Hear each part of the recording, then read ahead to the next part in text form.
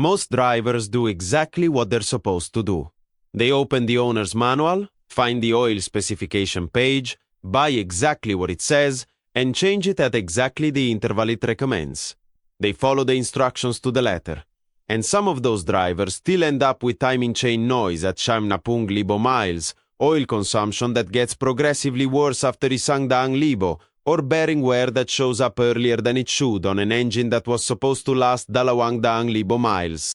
If you've ever wondered how that happens, how an engine can fail early when the owner did everything right according to the book, this video is the answer.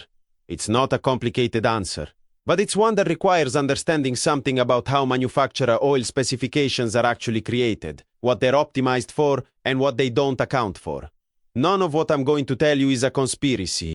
It's engineering and economics, operating exactly the way they're designed to operate. Understanding it is what allows you to make better decisions for your specific engine, in your specific conditions. Let's start with how oil viscosity specifications are actually developed, because most drivers assume the spec in the manual is the result of pure engineering optimization for maximum engine life. That assumption is partially correct, but only partially. When an automaker develops an engine and determines its oil specification, there are three primary objectives driving that specification. The first is fuel economy compliance. Corporate Average Fuel Economy Standards, CAFE standards, set mandatory fleet average fuel economy targets for every automaker selling vehicles in the United States. Thinner oils, lower viscosity grades like OW20 and OW16 reduce internal friction compared to heavier grades. Lower friction means better fuel economy in the standardized EPA test cycle. Every tenth of an MPG matters for CAFE compliance, and oil viscosity is one of the levers manufacturers pull to hit their targets. The second objective is emissions compliance. Thinner oils burn slightly cleaner when small amounts inevitably enter the combustion chamber during normal operation, a process that happens in every engine to some degree. Cleaner combustion helps engines meet increasingly strict emission standards in EPA testing. The third objective is warranty durability. Manufacturers need engines to survive the powertrain warranty period, typically 5 years or 60,000 miles for most manufacturers, up to 10 years or 100,000 miles for powertrain on some brands. The oil specification is validated to ensure the engine meets this durability threshold under defined test conditions. Notice what's not on that list. Maximum engine longevity beyond the warranty period is not a primary driver of the specification. The spec is optimized for fuel economy compliance, emissions compliance, and warranty period durability under standardized test conditions. That's the honest engineering reality behind the number printed in your manual, and it's not sinister, it's just how the regulatory and business environment shapes product development. Here's where real-world American driving conditions enter the picture. The standardized test cycles used to validate oil specifications don't replicate the full range of conditions that American engines actually experience. A fleet running in Phoenix, Arizona, where summer ambient temperatures regularly exceed 110 degrees Fahrenheit, creates a different operating environment for engine oil than a test cycle run in a controlled laboratory. A vehicle used predominantly in stop-and-go Los Angeles or Houston traffic, idling, accelerating, braking, idling again, generates more heat cycles per mile and more oil temperature variation than highway driving. A turbocharged engine doing daily towing near its rated capacity in the Texas heat is operating at the upper end of its thermal envelope in ways that laboratory testing doesn't fully represent. And an engine with 130,000 miles on it has internal clearances that are measurably larger than the same engine new, and those increased clearances change what the oil needs to do to maintain adequate film thickness. An experimental analysis cited in SAE documentation showed up to 25% variance in actual viscosity behavior within the same SAE grade across commercial oil products. That's not different grades. That's the same 5W30 from different manufacturers, showing meaningfully different real-world viscosity behavior. This is why the grade specification in your manual is a starting point, not a complete answer. The research published in the Journal of Medical and Applied Sciences in 2024, measuring real-world viscosity loss as a function of miles driven, found that viscosity decreases measurably and progressively with use, and that the rate of degradation correlates with driving conditions. At 5,000 miles under normal mixed conditions, viscosity loss is moderate. At 10,000 miles, it's more significant.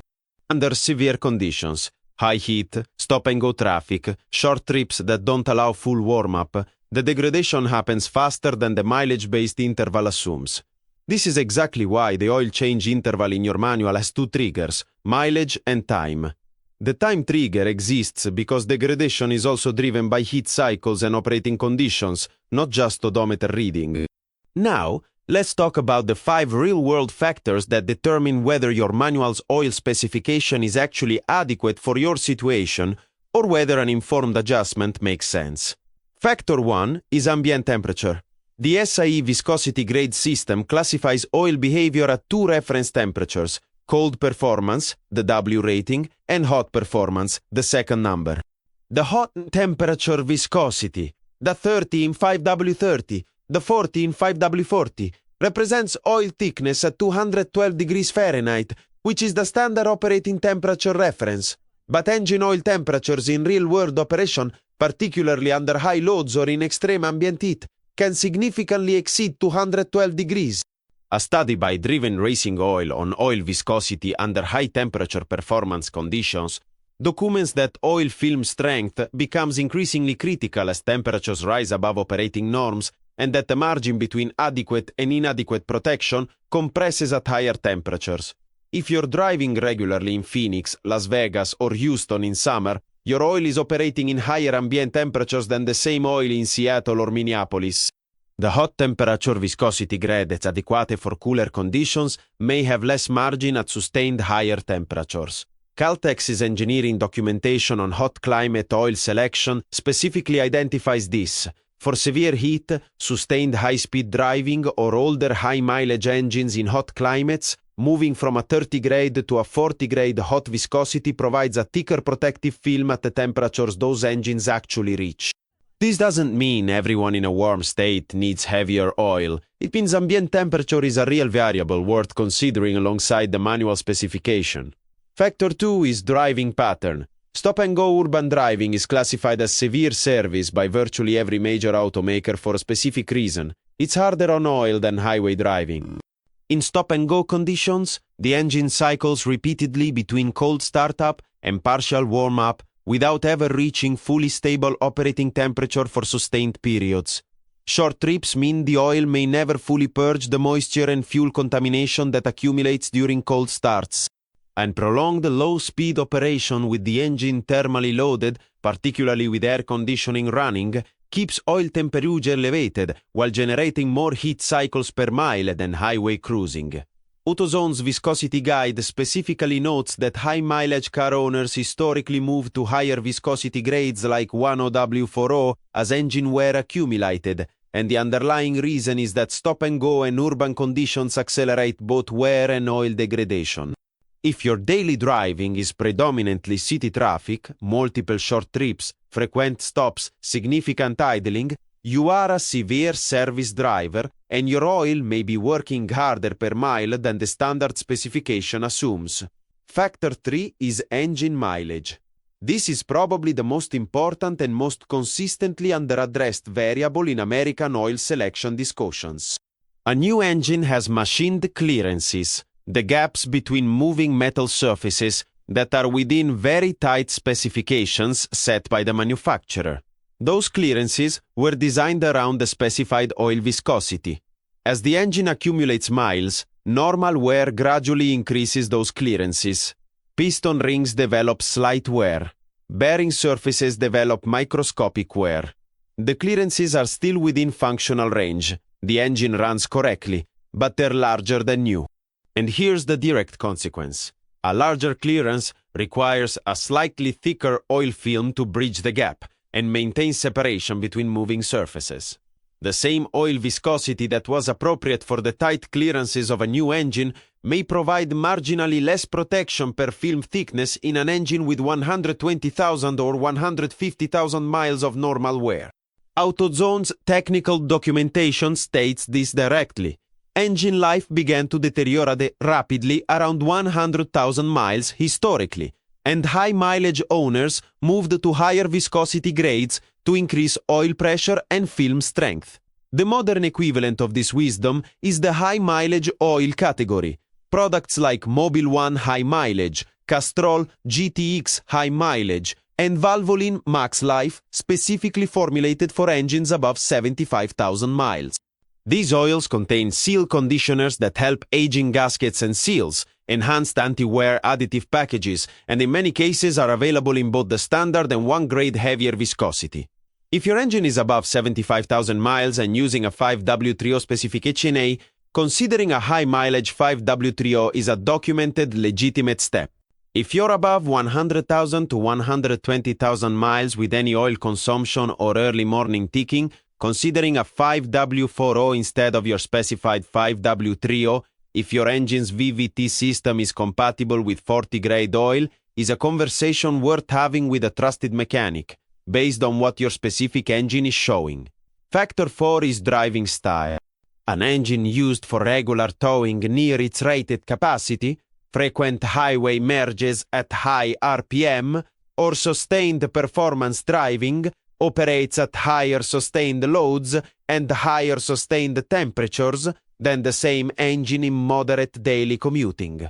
Under high load, oil temperature rises. At higher oil temperature, the oil's effective viscosity drops. A 5W at 250 degrees Fahrenheit is thinner than a 5W at 212 degrees Fahrenheit. For drivers who regularly push their engines, whether through towing, performance driving, or sustained highway driving in extreme heat, the margin provided by a 40-grade hot viscosity versus a 30-grade may be meaningful. Driven Racing Oil's documentation on viscosity selection for performance applications makes this explicit. As operating temperatures increase, maintaining film strength requires a viscosity grade rated for the actual temperature range being experienced, not the standard test reference temperature. Factor 5 is fuel quality. And this is one that most American drivers don't think about because fuel quality in the United States is generally well regulated and consistent at major retailers. But the real variable for American drivers isn't fuel adulteration, it's ethanol content. A1 or gasoline, which contains 10% ethanol and is the standard fuel sold at the vast majority of American gas stations, has slightly different combustion properties than pure gasoline. Ethanol has a higher affinity for absorbing moisture than pure gasoline. In engines that do a lot of short-trip driving where the oil doesn't fully reach operating temperature, E1 of fuel can contribute slightly more to fuel dilution in the oil, the small amounts of unburned fuel that get past the piston rings into the crankcase, than pure gasoline would. For drivers using E85 or higher ethanol blends in flex fuel vehicles, this factor is more significant. The practical implication is that frequent oil analysis, an inexpensive laboratory test of used oil that identifies fuel dilution, wear metals, and additive depletion, can tell you whether your current oil and interval combination is actually protecting your engine adequately for your specific fuel and driving pattern. Now let's talk about the practical framework for making an informed decision about your oil, not ignoring the manual, but not treating it as the complete answer for every driving condition. Start with the manual as your baseline. The specification is there for real engineering reasons, and it's correct for the conditions it was designed for. Then apply honest correction factors based on your actual situation.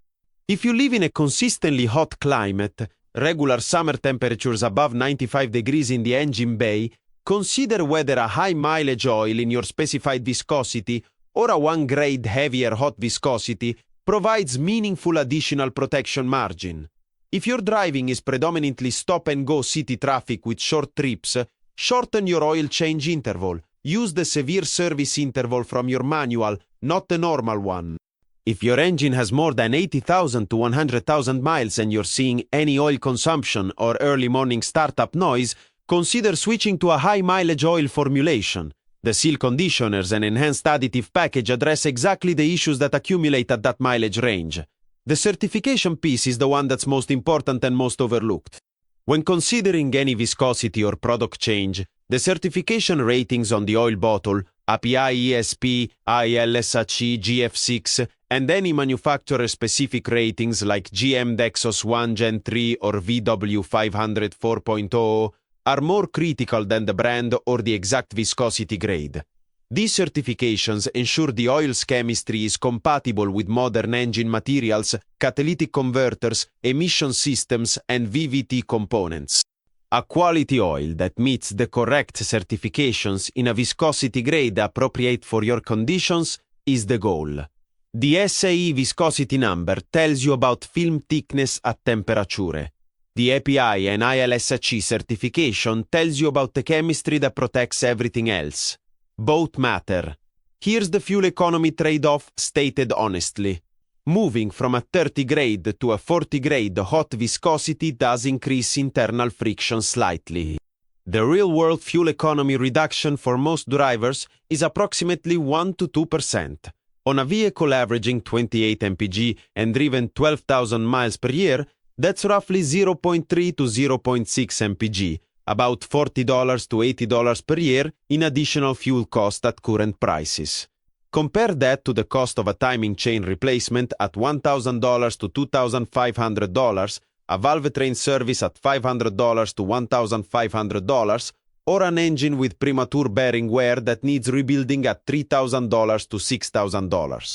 The financial math of trading a modest fuel economy reduction for meaningfully better engine protection over 200,000 miles is, for many driving conditions, clearly favorable. This isn't a universal recommendation. If you're driving a modern engine under moderate conditions in a temperate climate and the engine is under 80,000 miles, your manual specification is likely the right call. But for the driver in Phoenix with 120,000 miles and a predominantly urban commute, that calculation deserves genuine consideration rather than automatic deference to the manual. The bottom line is straightforward. Your owner's manual oil specification is a well-engineered starting point, not a complete answer for every driver in every condition. It was validated for defined test conditions that don't represent every combination of climate, driving pattern, mileage, and load that American engines actually experience.